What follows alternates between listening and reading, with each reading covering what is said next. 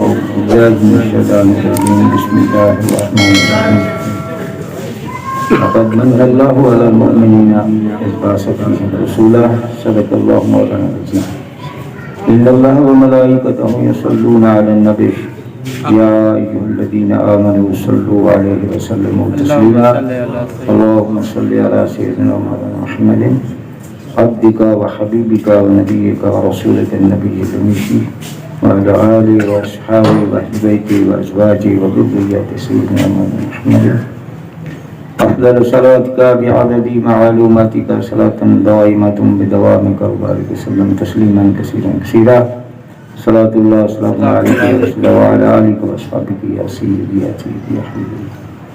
عزیز دوستو، اللہ تعالیٰ کا یہ احسان عظیم ہے کہ اللہ تعالیٰ نے ہمیں حضور نبی کریم علیہ السلام کا امتی بنایا.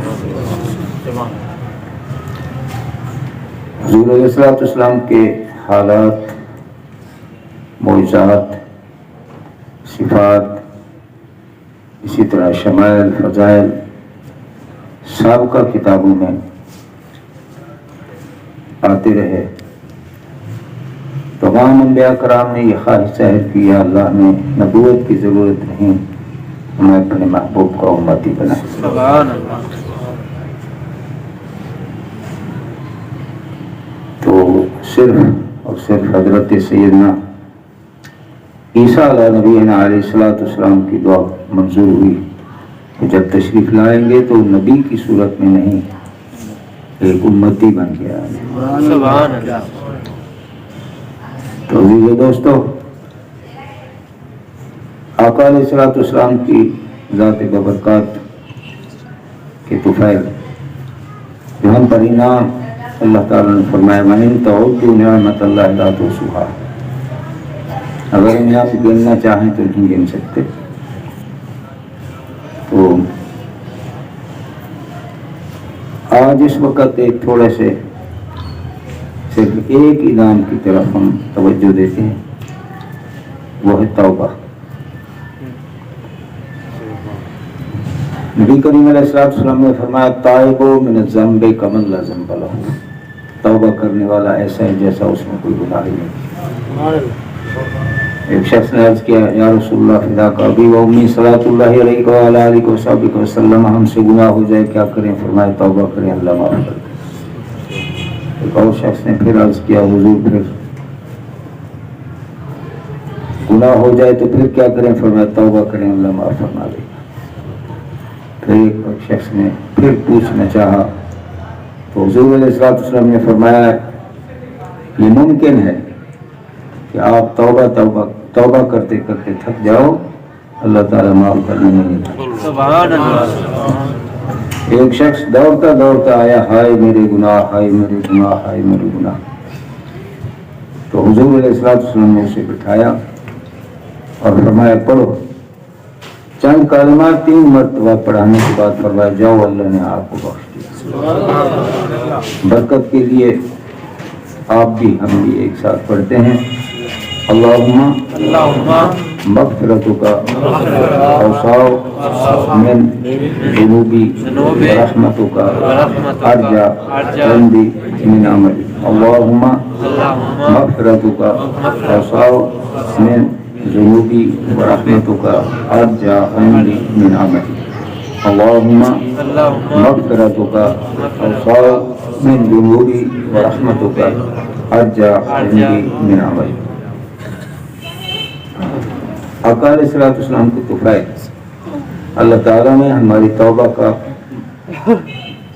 جو میدان ہے مزید وسیع فرمایا. من تاب وآمن وعمل عملا صالحا فاولئک یبدل اللہ سیئاتہم حسنات. جو آدمی توبہ کرے، اس پہ پختگی کا اظہار کرے، کام کرے اچھے اچھے، صرف یہ نہیں کہ اس کے گناہوں کو معاف کر دیا جاتا ہے بلکہ اس کے گناہوں کو نیکیوں میں بدل دیا جاتا ہے. سبحان اللہ. حضرت بی بی رابعہ بصری ہماری تاریخ اسلام کی بہت بڑی ولیہ ہیں. تو ایک دفعہ اپنے ساتھ والوں سے فرمایا کہ میری نیکیاں اتنی زیادہ اور اتنی بڑیاں ہیں کہ حضرت آدم علیہ نبیان علیہ السلام کی امت سے لے کر تا قیامت کسی کی اتنی زیادہ اور بڑی نیکیاں نہیں ہیں جتنی کہ میری. یہ بات بڑی عجیب تھی. کسی نے عرض کر دیا بیوی صاحبہ اتنا بڑا دعویٰ تو آج تک کسی نے نہیں کیا, آپ نے اتنا بڑا دعویٰ کر دیا. فرمایا دعویٰ کیا تو دلیل کے ساتھ, دعویٰ کیا ہے دلیل کے ساتھ. میں نے توبہ کی, سچے دل سے توبہ کی, اور میں اس پہ پختگی سے ہوں. کام بھی مجھ سے جو ہوتا ہے اللہ تعالیٰ کی توفیق سے نیک کام وہ بھی میں کر رہی ہوں. اور مجھے یقین ہے, حقیقت یہ ہے کہ میرے گناہ اتنے زیادہ اتنے بڑے کہ حضرت آدم علیہ نبیان علیہ السلام کی امت سے لے کر تا قیامت کسی کے نہیں ہوں گے. لیکن میں نے توبہ کیا, اب اس کے پکے کام بھی جو مجھ سے ہوتے ہیں اچھے میں کر رہی ہوں. مجھے امید ہے کہ میرے اللہ تعالیٰ نے گناہوں کو نیکیوں میں بدل دیا ہوگا. عزیز و دوستو, اب ایک آدمی گناہ کر لیتا ہے, گناہ کرتا ہے تو حق سبحانہ و تعالیٰ کی خدمت بارگاہ میں فرشتہ عرض کرتا ہے یا اللہ اسے لکھ لوں. حکم ہوتا ہے کہ ابھی چھوڑ دو, ابھی نہیں. جب تک وہ دوسرا گناہ اسی طرح کا نہیں کرتا اتنے تک وہ لکھنے کی اجازت نہیں ملتی. گناہ کرتے کرتے اسے ایک وقت آ گیا, خیال آیا کہ میں کیا کر بیٹھا. ضمناً یہ بھی عرض کر دوں کہ اللہ تعالیٰ کا ہم پر آقا علیہ السلام کے طفیل ایک یہ بھی احسان ہے کہ اللہ تعالیٰ نے ہمیں دو عقلیں عطا کی. ایک کو کہتے ہیں عقل معاش, ایک کو کہتے ہیں عقل مواد. عقل معاش کا تعلق دنیا کی زندگی سے ہے. وہ آپ دیکھ رہے ہیں ہم میں آپ میں جس کسی کو کسی غیر ممالک میں رہنے والے سے بات کرنی ہو یہیں بیٹھ کر ہم بات کر سکتے ہیں, تو یہ عقل معاش کی طاقت سے. اب ہم نے لوہے پر لوہے کو دوڑا دیا, لوہے کو اڑا دیا, یہ سب عقل معاش کے کرشمے ہیں. جہاں تک عقل معاش کا تعلق ہے وہ انعام ہے اللہ کی طرف سے مسلمانوں کے لیے. عقل معاش کیا ہے؟ مرنے کے بعد کی عقل, اور عقل معاش دنیا کی زندگی کا. اب یہ گناہ کرتے کرتے حضور علیہ السلام فرماتے ایک آدمی گناہ کرتے کرتے کرتے ابھی اس کا آخری قدم جہنم میں ہوتا ہے, لیکن اس سے وہ کام ہوتا ہے کہ جہنم کی بجائے وہ بہشت میں چلا جاتا ہے. سبحان اللہ. اب اسے خیال آ گیا, ایک گھڑی ایسی آتی ہے کہ جس وقت نبی کریم علیہ السلام کے فرمان سے پتہ چلتا ہے کہ 3 ایسے مواقع ہیں کہ توبہ کا دروازہ بند ہو جائے گا. ایک وہ دابۃ الارض, جب زمین سے ایک جانور نکلے گا توبہ کا دروازہ بند. مغرب کی طرف سے سورج طلوع ہوگا توبہ کا دروازہ بند. فردن جس پر موت طاری ہوتی ہے, غرغرہ لگتا ہے یا سکرات لگتی ہے, تو اس وقت بھی توبہ کا دروازہ بند ہو جاتا ہے. تو اس حال میں وہ لوگ جو اپنے عقل معاد کو استعمال کر چکے, توبہ کا دروازہ بند ہو جانے کا ان پر کوئی اثر نہیں ہوتا, بلکہ ابھی زندگی باقی ہوتی ہے, چونکہ چند لمحات باقی ہوتے ہیں, تو اسے اپنے کیے کا انجام جو ہے وہ سامنے نظر آتا ہے. وہ کیا ہوتا ہے؟ وہ بہشت ہوتی ہے. یہ اس صورت میں تھا کہ اس کی عقل ماد جو ہے وہ زندگی میں بیدار ہو چکی تھی. غفلت کے مارے اگر وہ عقل بیدار نہ ہوگی تو ضرور, لیکن اس وقت کہ جب توبہ کا دروازہ بند ہو گیا وہ اپنی آنکھوں سے، دنیا کی زندگی کی آنکھوں سے جب وہ اپنے جہنم کو دیکھتا ہے تو پھر وہ عقل معاد بیدار ہوتا ہے، پھر اس کے بعد کوئی فائدہ نہیں۔ نبی کریم علیہ الصلوۃ والسلام فرماتے ہیں کہ وہ گھڑی ابھی آئی نہیں، توبہ کے دروازہ بند ہونے کی گھڑی نہیں، اس سے پہلے اسے خیال آ گیا میں نے کیا کیا۔ وہ اللہ کی بارگاہ میں رجوع کرتا ہے، توبہ کرتا ہے، یا اللہ میں نے اپنے اوپر بہت ظلم کیا، وہ ڈر جاتا ہے، آنکھوں سے آنسو گرے نہیں، آئے ضرور، اللہ کی رحمت دوڑ کے قریب آ جاتی ہے۔ وَلِمَنْ خَافَ مَقَامَ رَبِّهِ، ایک نہیں آپ کو 2 جنتیں دے دی۔ سبحان اللہ۔ یہ صورت میں کہ جب اس کی عقل معاد بیدار ہوئی۔ نبی کریم علیہ الصلوۃ والسلام کی ذات و برکات کے دور سے پہلے، اب ہم نے بس اتنا ہی کہہ دیا، گناہ کیا، گناہ کے بعد پشیماں ہوا، ایک پشیمانی بھی اس کی توبہ ہے، اللہ کے ہاں سجدہ ریز ہو گیا، توبہ ہو گئی۔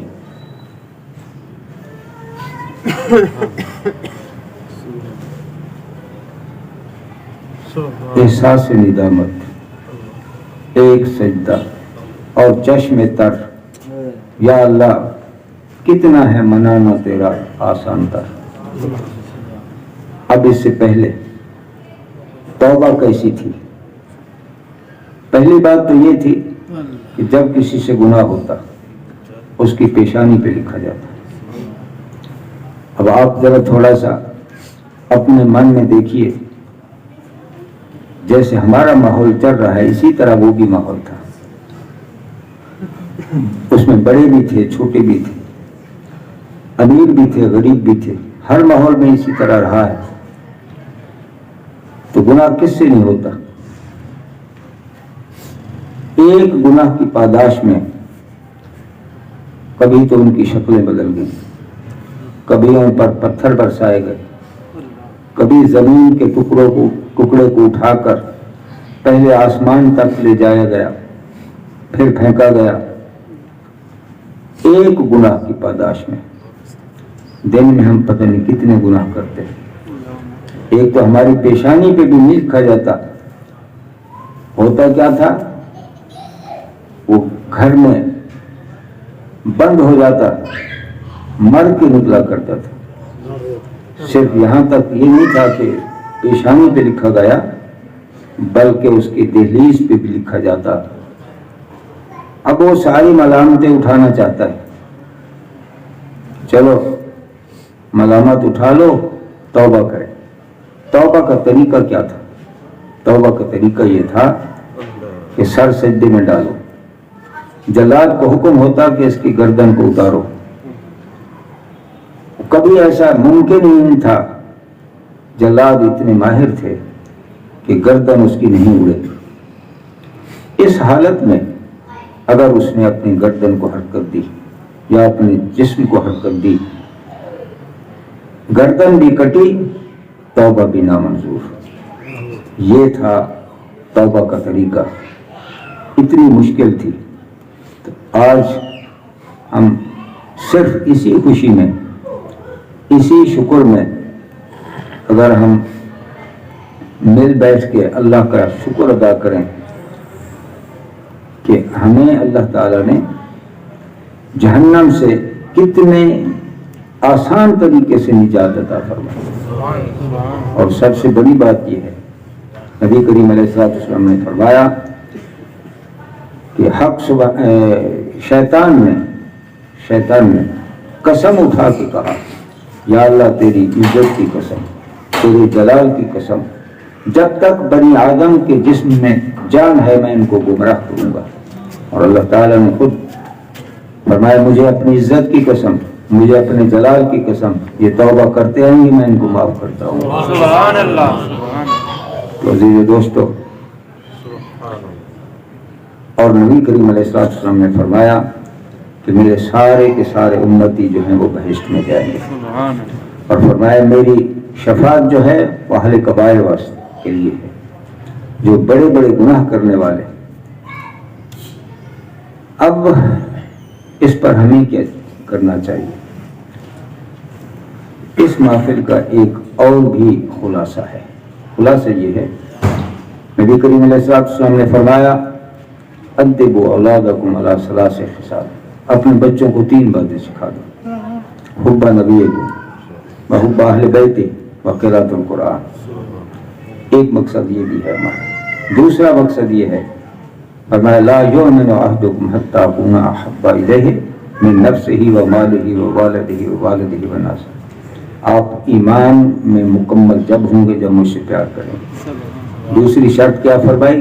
لا یؤمن احدکم حتی یکون ہواہ تبعا لما جئت بہ. اس وقت تک بھی آپ مومن نہیں ہو سکتے جب تک آپ اپنے خواہشات کو، ارادات کو اس قانون کے تابع نہیں کرو گے جو قانون میں اللہ کی طرف سے آپ کی طرف لے کے آئے. عزیز دوستو، تو یہ سال بھر میں ایک دوسرے کو مشورہ دینے کے لیے حاضر ہوتے ہیں کہ جو مقصد ہماری زندگی کا ہے، فرمایا وما خلقت الجن والانس الا لیعبدون. ہماری زندگی کا مقصد یعرفون، یا پھر اللہ کی محبت و معرفت ہے. ایمان کی سلامتی سے یہاں سے جانا ہے. اب ہم یہ دیکھیں وہ کیا ایسا کام ہے جس سے ہم ایمان کی دولت لے جا سکتے ہیں. وہ صرف اور صرف یہی ہے کہ آقا علیہ السلام کی تابعداری سے اس پر اپنی مرضی نہیں چلانی چاہیے. جب بھی کوئی قومیں بگڑتی ہیں تو وہ اپنی مرضی سے جب چلتی ہیں تو وہ بگڑ جاتی ہیں. نبی کریم علیہ السلام کی اطاعت میں ہمارے صرف یہ نہیں کہ دنیا کے معاملات بہتر ہوتے ہیں، دنیا کے بھی معاملات، قبر کے بھی معاملات، شرک بھی معاملات، سارے کے سارے بہتر ہوں گے تو حضور علیہ السلام کی اطاعت سے ہوں گے. آج ہم تحیہ کرتے ہیں کہ ہم ایک پہلی بات تو یہ ہے کہ ہم اپنے آپ کو مسلمان ثابت کریں کہ نماز، حضور علیہ السلام نے فرمایا نماز جو ہے یہ کفر اور اسلام کے درمیان فرق ڈالتی ہے. آج ہم یہ تحیہ کرتے ہیں کہ 5 وقت خود بھی نماز پڑھیں گے اور اپنے بچوں کو بھی 5 وقت نماز پڑھائیں گے. دوسرے جو بھی مسئلہ سنا شریعت پاک کا اس پر عمل کیا. اب ہم اس سے روگردانی نہیں کر سکتے. کیوں؟ اسلام جو ہے وہ ایک سلطنت ہے، ایک سلطنت ہے. کلمہ پڑھنے سے ہم اس سلطنت میں داخل ہو گئے. جیسے آپ کے مشاہدے میں ہے، جب ہم کوئی سفر کرتے ہیں کسی دوسری مملکت میں، جو ہی وہاں قدم رکھتے ہیں تو پاکستان کا قانون جو ہے ہم پر لاگو وہ ختم ہو گیا اور وہاں کی سلطنت کا قانون ہم پر لاگو ہو گیا. ہم اسی قانون پہ چلیں گے. اسی طرح یہ اسلام کی بھی ایک سلطنت ہے. اس پر چلنے کے لیے ہمیں سارے کے سارے قوانین پہ عمل کرنا پڑے گا. نہیں تو پھر کیا ہوگا کہ ہم اس ایمان کی حلاوت تک پہنچ نہیں سکتے.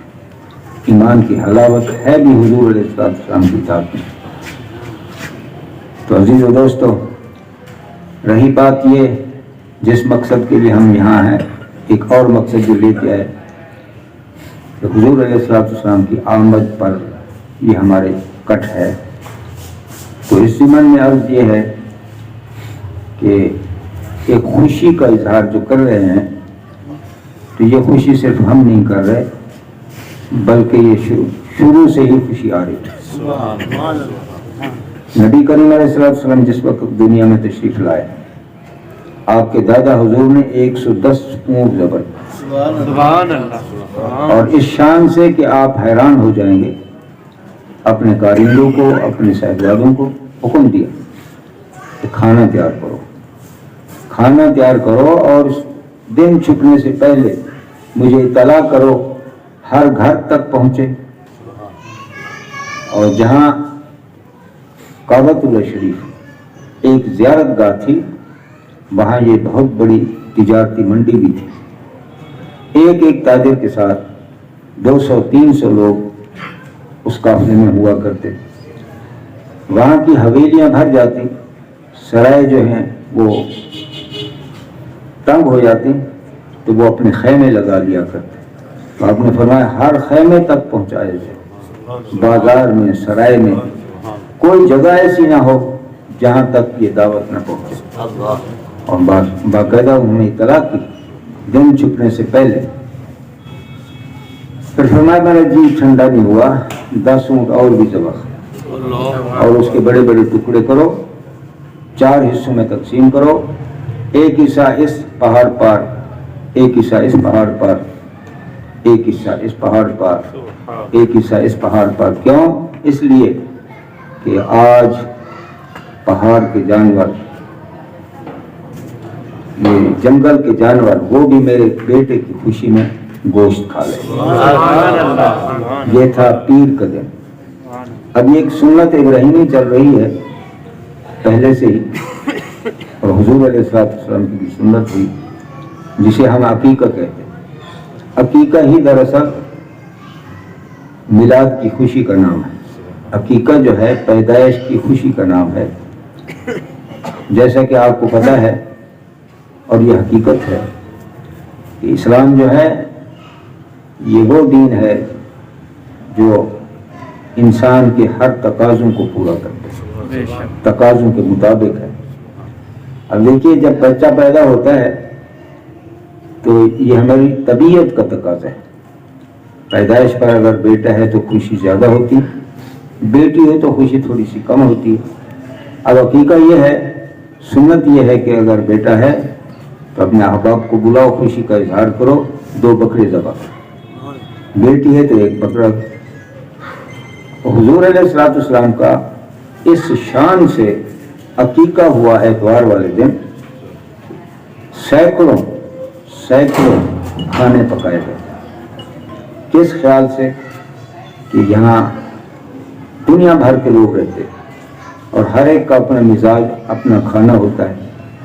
सब लोगों के मिजाज और उनके खानों के मुताबिक खाने पकाए जाएं, ताकि इस दस्तरखान पे कोई आए ये ना कहे कि मेरे मतलब करना था। और इसी तरह हो गया। जब ऐलान नबूवत का हुक्म हुआ, नबी करीम अलैहिस्सलाम ने ऐलान नबूवत किया, उसके बाद आका अलैहिस्सलाम ने अपना अकीका खुद फरमाया। तो अब हम इसे किसी भी सूरत में किसी के कहने पर इसे बिदअत नहीं कह सकते। जब हुजूर अलैहिस्सलाम ने अपनी खुशी पर अकीका यानी ईद मिलाद फरमाई तो हमारा हक बनता है। साथ साथ आका अलैहिस्सलाम की ज़ात बरकत हर पीर को रोज़ा रखा था। सहाबा किराम ने अर्ज़ किया, या रसूलल्लाह फिदा काबी व उम्मी सलातुल्लाहि अलैका व अला आलिका व असहाबिका वसल्लम। आप पीर के दिन रोज़ा रखते हैं, तो फरमाया मुझे इससे निस्बत है। इसी दिन मैं इस दुनिया में आया, इसी दिन मुझे नबूवत का ऐलान करने का हुक्म हुआ, इसी दिन मैंने मेराज किया, इसी दिन मैंने हिजरत की, इसी दिन मैंने मदीना तैयबा में कदम रखा।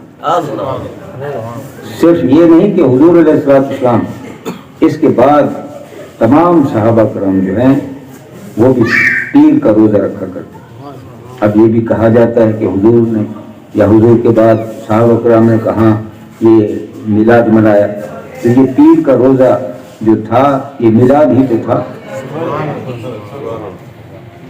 इसी तरह वहाँ यहूद रहते थे, बनी इसराइल। तो आपने देखा कि वो 10 मुहर्रम को रोज़ा रखते, 10 मुहर्रम को रोज़ा रखते। तो नबी करीम अलैहिस्सलाम ने फरमाया आप 10 मुहर्रम को रोज़ा क्यों रखते हैं? तो उन्होंने पहली बात तो ये है कि हज़रत आदम अलैहिस्सलाम का जुस्सा मुबारक तैयार हुआ और रूह फूंकी गई, वो 10 मुहर्रम था। रोज़ा जो हम रखते हैं, एक तो ये वजह, दूसरी वजह ये है कि इसी दिन अल्लाह ताला ने बनी इसराइल को फिरौनियों से निजात अता की। दरिया पार जाने का हुक्म हुआ। ये 12 कौमें थी। मूसा अलैहिस्सलाम यहाँ जब पहुँचे तो सब ने मुतालबा खड़ा कर दिया कि भी एक दरवाजे से, एक रास्ते से नहीं जाएंगे, हम 12 कबीले हैं तो 12 रास्ते होने चाहिए। तो 12 ही रास्ते हो गए। इनका आखिरी बंदा दरिया पार था। اس کے پیچھے فرعون لگ گئے، وہ سارے کے سارے، وہ بھی ان کا آخری بندہ دریا کے اندر، ان کا آخری بندہ دریا پار۔ تو حکم تو امن کا دوسری طرف جانے کا ان کا تھا حکم، فرعونیوں کا تو نہیں تھا، تو سارے کے سارے غرق ہو گئے۔ تو فرمایا وہ بھی 10 محرم تھا۔ تو نبی کریم رؤوف رحیم علیہ السلام نے فرمایا یہ حضرت آدم تو میرے بھائی تھے، ہمارا زیادہ حق بنتا ہے، اے صحابہ ہم بھی روزہ رکھیں گے 10 محرم کو۔ تو یہ خوشی کا اظہار جو ہے، ان کو نجات ملی، حضرت آدم کی کو روح پھونکی گئی۔ تو اس صورت میں یہ جو خوشی میں روزہ رکھا جا رہا ہے، تو یہ بھی ہمارے پاس ایک سنت یہ تو ہے۔ حضرت سیدنا عمر فاروق رضی اللہ تعالیٰ عنہ، ایک یہودی نے کہا اے عمر، ایک آپ پر آیت نازل ہوئی، اگر یہ ہم پر نازل ہوتی تو ہم عید کرتے۔ آپ نے فرمایا وہ کون سی؟ اليوم اکملت لکم دینکم واتممت علیکم نعمتی ورضیت لکم الاسلام دینا۔ تو بڑے جوش میں آ گئے، ارے بدبخت کی کیا سنتا ہے مجھ سے؟ جس دن یہ آیت نازل ہوئی اللہ تعالیٰ نے ہمیں اس موقع پہ 3 عیدیں عطا کی۔ سبحان اللہ۔ 3 عیدیں، ایک تو یہ وہ عرفہ کا دن تھا، یعنی حج کا دن تھا، وہ بھی ہماری عید ہو گئی، اور دوسرا یہ ہے کہ وہ جمعہ کا دن تھا، جمعہ بھی مسلمانوں کی عید ہے۔ دوسرا جو دن آتا ہے وہ عید قربانی ہے ہماری۔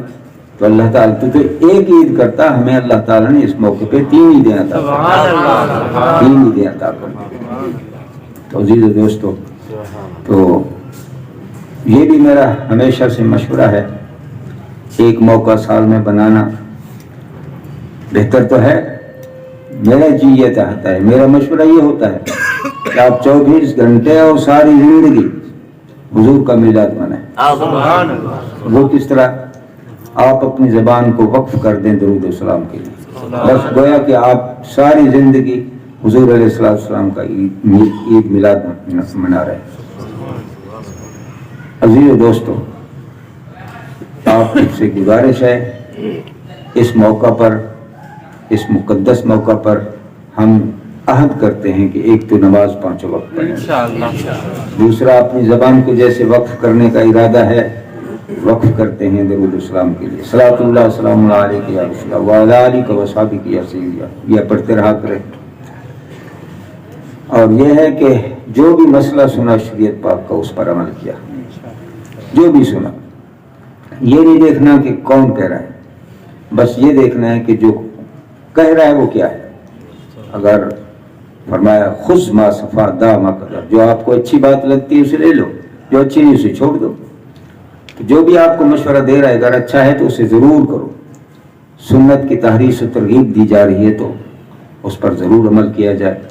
اور یہ بھی آپ کے دل میں ہے، آج تک جو بھی جس مقام پہ پہنچا، اللہ کے ولی جو جس مقام پہ پہنچا، چاہے وہ غوث بنے، کتب مدار بنے، جو بھی بنے، تو دراصل آقا علیہ السلام کی اطاعت سے بنے، سنت کی پابندی سے بنے۔ بہت سارے بڑے بڑے بزرگوں کی واقعات سامنے آتے ہیں، جیسا کہ حضرت جنید بغدادی، حضرت شیخ عبد القادر جیلانی، حضرت بائی یزید بستانی رضوان اللہ تعالی علیہ اجمعین، ان کے ہاں کچھ لوگ آ کے رہے، خیال یہ تھا کہ کوئی کرامت دیکھیں گے، لیکن کوئی دیکھنے میں نہ آئی۔ گزر گئے کئی برس، مایوس ہو کے جا رہے ہیں۔ بزرگ آتے تو صرف اس لیے ہیں کہ جو دور ہو چکی ہو مخلوق اسے اللہ کے نزدیک کرنا ان کا کام ہوتا ہے۔ ابھی بیچارہ محروم جا رہا ہے، جس مقصد کے لیے آیا تھا وہ مقصد بے سود مقصد تھا کہ میں کرامت دیکھوں گا، مرید ہوں گا۔ تو فرمایا آپ کیسے تشریف لائے؟ کہ یہ بات تو بس اتنی سی ہے، ارادہ تھا کہ کرامت دیکھیں گے اور پھر مرید ہو جائیں گے۔ آپ نے فرمایا ٹھیک ہے، یہ بتاؤ کہ کوئی ایسا عمل دیکھا جو سنت کے خلاف ہو؟ یہ تو نہیں دیکھا۔ فرمایا اس سے بڑی کرامت کیا دیکھا؟ الاستقامت فوق الکرامت۔ جتنے بڑے بزرگ گزرے ہیں، ہاں بعض دفعہ किसी मजबूरी के तहत ऐसा होता है किसी के ईमान को बचाने के लिए। हमारे हजरत बहाउद्दीन नक्शबंद बुखारी रहमतुल्लाह नहर के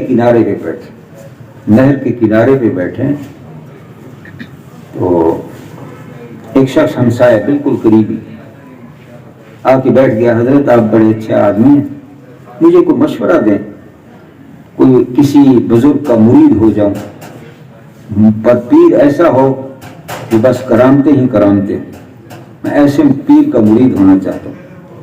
ना चाहते हुए, हुजूर चाहते नहीं थे कि करामत दिखाई जाए, चूंकि नहर के किनारे पे बैठे। हाँ फरमाया वो वक्त गया। आपने कहा वो वक्त गया, ऐसे भी बुजुर्ग थे। अब आप देख रहे हो ना कि नहर चल रही है, उसका रुख इस तरफ है, तो वो जैसे यूं करते, अब नहर से कहते कि नहर इस तरफ चल जा, तो वो चल जाया करती। तो वो खुद देख रहा है, हुजूर वो तो नहर इस तरफ चल ही पड़ी, तो वह कदमों में गिर गया।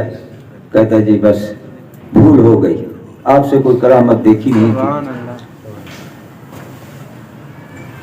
करामतें जो हैं अंबिया कराम के लिए मोजा दिखाना वाजिब है, अंबिया कराम के लिए, क्योंकि दलील नबूवत जो है वो मोजा है।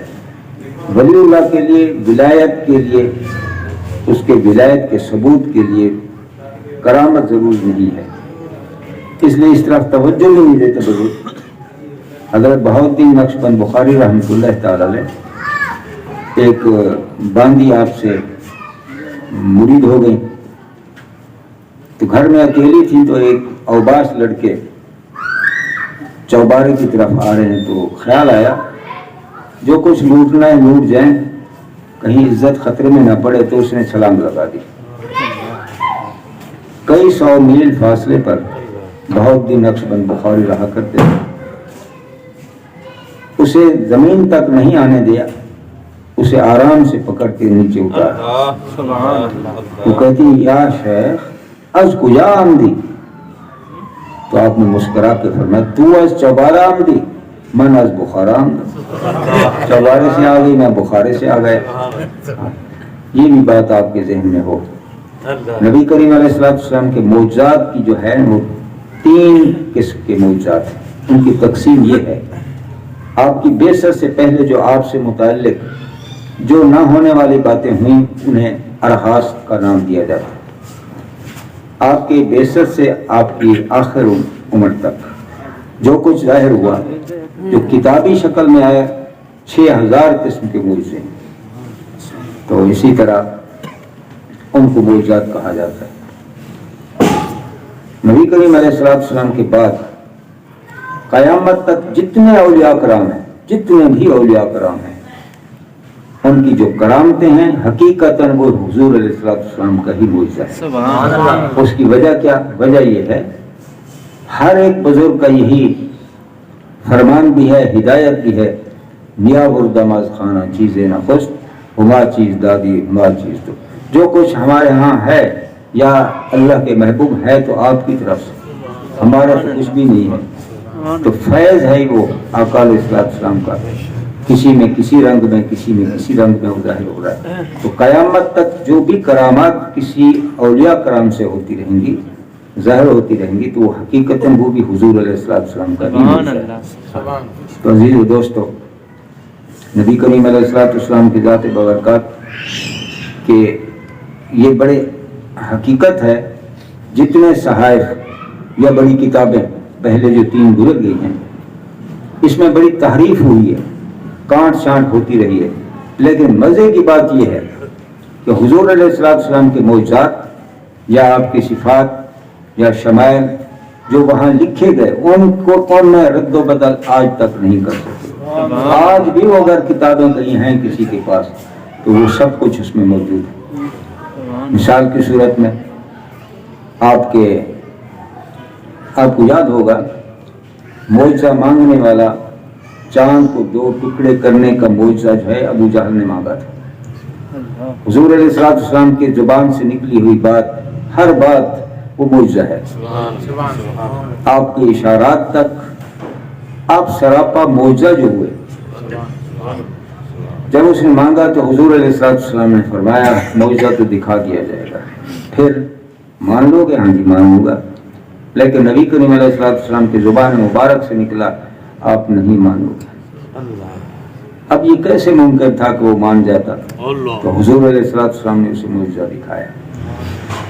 2 ٹکڑے ہوا پھر مل گیا. اب وہ کہنے کیا لگا؟ پہلے تو زمین پر چلتا تھا آپ کا جادو، اب تو آسمان پہ بھی چل گیا. اب دیکھیے کہ اب قسمت جو ہے ساتھ دے رہی ہے. ہمارے ہی پاک و ہند کے اندر مالی بار ایک ریاست ہے بمبئی کے قریب. وہاں ایک راجہ، وہاں اس علاقے کا بڑا آدمی، وہ اتفاق سے چاند کو دیکھ رہا تھا. اس نے دیکھا کہ 2 ٹکڑے ہوئے پھر مل گیا. فوراً اپنی کتابوں کی طرف بھاگا. دیکھا تو وہ سب سے کہنے لگا ارے یہ تو ہماری کتابوں میں لکھا ہے کہ آخری نبی آئے گا، اس کا ایک معجزہ ہوگا کہ 2 ٹکڑے کرے گا، چاند کے 2 ٹکڑے کرے گا. وہ تو آ چکے، اب اس کی تلاش میں نکلے. اس نے 4 گروہ بنائے، چاروں طرف بندے بھیجے. ہاں اس سے پہلے یہ بھی ہے، یہ تاجر بھی تھا بہت بڑا. تجارت کی غرض سے ایک دفعہ مکہ المکرمہ میں آیا تو سرائے میں جگہ نہیں تھی تو اس نے اپنا خیمہ لگا لیا. بارش ہوئی، باہر نکلا، سہانا موسم جو تھا وہ دل کو بھا رہا تھا تو باہر کھڑے ہو گئے. ایک منظر دیکھتے، پانی جو ہے وہ چل رہا ہے، بارش ابھی ختم ہوئی. تو اسی اثناء میں آقا علیہ السلام پہ نظر پڑی. کیا عمر تھی؟ 10 سال 11 سال. بس دیکھتا ہی رہ گیا. قریب آیا، حضور علیہ السلام کو ایک چھوٹے سے پانی سے گزرنا تھا تو اس نے بیٹھ کے کہا حضور میرے اوپر سواری کر لیں. پار کرنے کے بعد 7 مرتبہ اجازت لی، گیا پھر آیا. تو جس وقت اجازت لیتا تو حضور کی زبان مبارک سے نکلتا اللہ تعالی برکت دے. مزے کی بات کیا ہوئی، برکت کیا ہوئی؟ اللہ تعالیٰ نے اس بندے کو 700 سال کی عمر دی.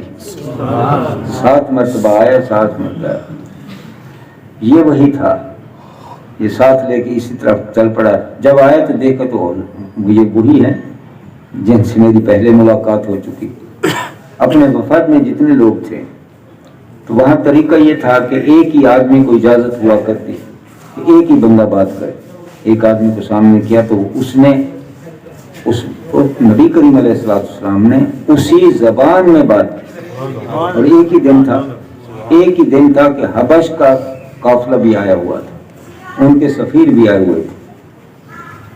ان سے جب بات ہوئی تو انہی کی زبان میں.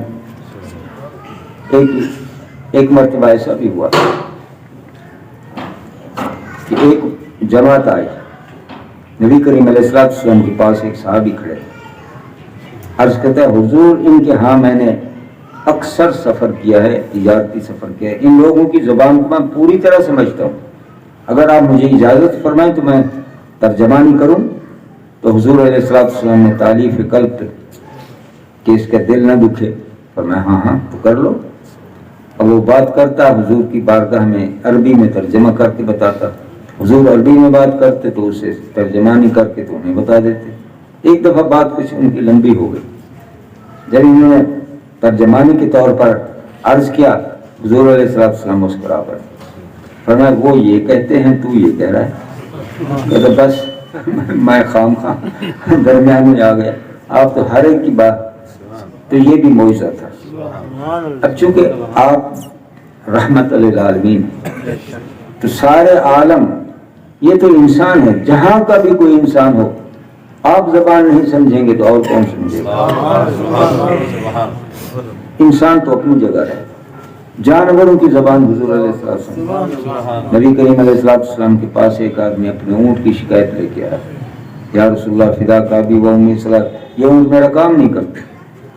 تو نبی کریم علیہ السلام نے اس سے بات کی. آپ نے مسکرا کر فرمایا تو نے اس کی شکایت کی، اس نے تیری شکایت کی. میری شکایت کیا کی؟ یہ کہتا ہے کہ یہ اپنی بستی کا بڑا ہے، یہ اپنی بستی کا ہے بڑا، نہ یہ عشاء کی نماز پڑھتا ہے، نہ اس کی وجہ سے نہ وہ بستی والے سارے نماز نہیں پڑھتے، تو میں ڈرتا ہوں کہیں آسمان نہ گر پڑے، یہ اللہ کا باغی میں اس کا باغی، اسے کہیں میں خود چائے پی کے گزارا کر لوں گا، جو مرضی کرے مجھے وزن جتنا چاہے مجھ پر لا دے، جو کچھ کرنا ہے کرے، کام لے جو مجھ سے کام لینا ہے، لیکن یہ نماز پڑھے خود بھی اور لوگوں کی نماز پڑھائے۔ تو حضور علیہ السلام نے جب یہ فرمایا تو کہنے لگا بات تو ٹھیک ہے۔ عزیز دوستو، نبی کریم علیہ السلام فرماتے ہیں مجھے ان پہاڑوں کا بھی پتہ ہے، ان پتھروں کا بھی پتہ ہے، ان شجروں کا بھی پتہ ہے جو مجھے سلام کرتے ہیں۔ فرمایا یہ جو پہاڑ ہے بہت پہاڑ ہے، یہ مجھ سے پیار کرتے ہیں، میں اس سے پیار کرتا ہوں۔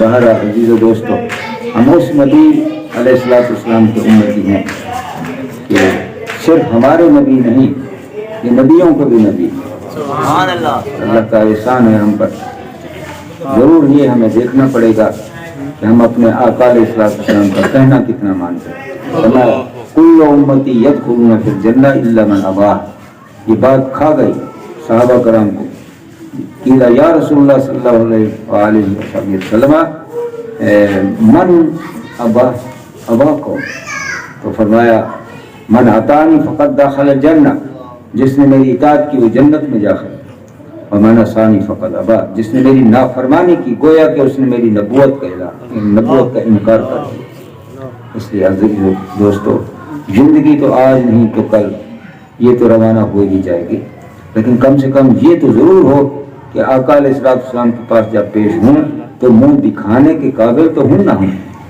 اس لیے جو بھی مسئلہ سنا شریف، اپنی داڑھی مبارک تھوڑی سے نیچے ایک مٹھی، اور میں من تشبہ بقوم فہو منہم، جو جس قوم کی شکل بن جائے گا اسی میں سے اٹھے گا۔ ہم حضور علیہ السلام کے امتی ہوں، کھڑے ہوں کہیں اور، وہاں کی شرمساری سے بھی بچیں گے اور حضور علیہ السلام کا ساتھ بھی ہمیں ملے گا۔ وما علینا الا